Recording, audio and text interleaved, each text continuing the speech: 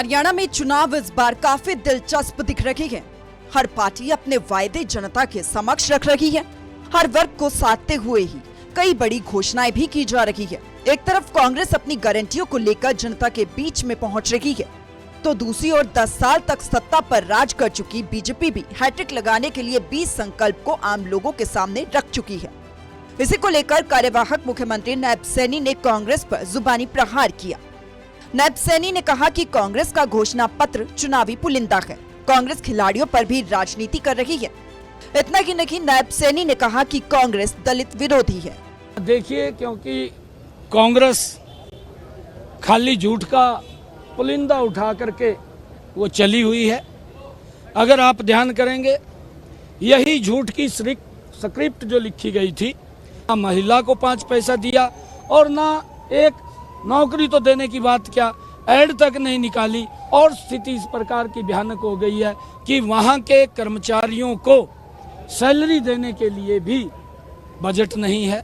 इस प्रकार की स्थिति ये कांग्रेस की हो गई है। देखिए, क्योंकि उनके पास मुद्दा नहीं है और हुड्डा साहब ने तो दूसरे के कंधे के ऊपर बंदूक रख करके चलाई है। और खिलाड़ियों के लिए जितना 2014 से लेकर के 2024 हमारी सरकार ने किया है, अभी हमने अपने संकल्प पत्र के अंदर ये भी कहा है कि हम नीचे ओलंपिक खेल नर्सरी है, वो हरियाणा प्रदेश के अंदर अपने युवाओं को वो मंच प्रदान करेंगे कि राष्ट्रीय अंतर्राष्ट्रीय स्तर के ऊपर वो प्रदेश का नाम, पूरे देश का नाम ऊंचा कर सके। उसके लिए हमने पूरी व्यवस्था अपने संकल्प पत्र के अंदर ली है। युवाओं को, खिलाड़ियों को किसी प्रकार की कोई दिक्कत नहीं है। हुड्डा साहब ये खिलाड़ियों को लेकर के राजनीति कर रहे हैं। भारतीय जनता पार्टी 8 अक्टूबर के बाद बहुत बड़े मार्जिन के साथ सरकार बना रही है। काफी सीटें मैं देख रहा हूं अपनी आंखों के साथ। हरियाणा प्रदेश के लोगों ने आज तय कर दिया है तीसरी बार भारतीय जनता पार्टी की सरकार। और जो हमने किसानों के MSP की बात करी है, किसानों को हमने अभी बरसात कम होने के कारण 2-2 हजार रुपए उनके खाते के अंदर पहुंचाया है। इतना अपमानित करना, एक दलित महिला के साथ इतना अत्याचार करना, ये कांग्रेस दलित विरोधी है, ये नहीं चाहते। ये तो बापू बेटा को आगे बढ़ाने के अंदर लगे, परिवारवाद झलक रहा है। इनको किसी व्यक्ति से, कोई पदाधिकारी से सरोकार नहीं है। इतनी वरिष्ठ नेत्री है कांग्रेस की और उसके साथ ये हाल। पहले अशोक तंवर के साथ किया, क्या हालात किए हैं।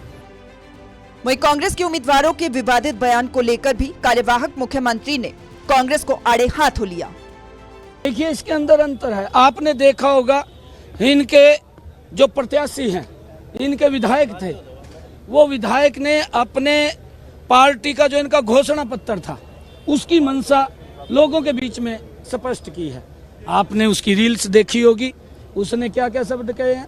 नीरज जो इनका प्रत्याशी है NIT से, उसने ये कहा है कि आप हमें 50-50 वोट दें, हम आपको रोजगार देंगे। मेरे हिस्से में हुड्डा साहब ने कहा है कि 2 लाख नौकरियां दूंगा, मेरे हिस्से में 2000 नौकरी आ रही है।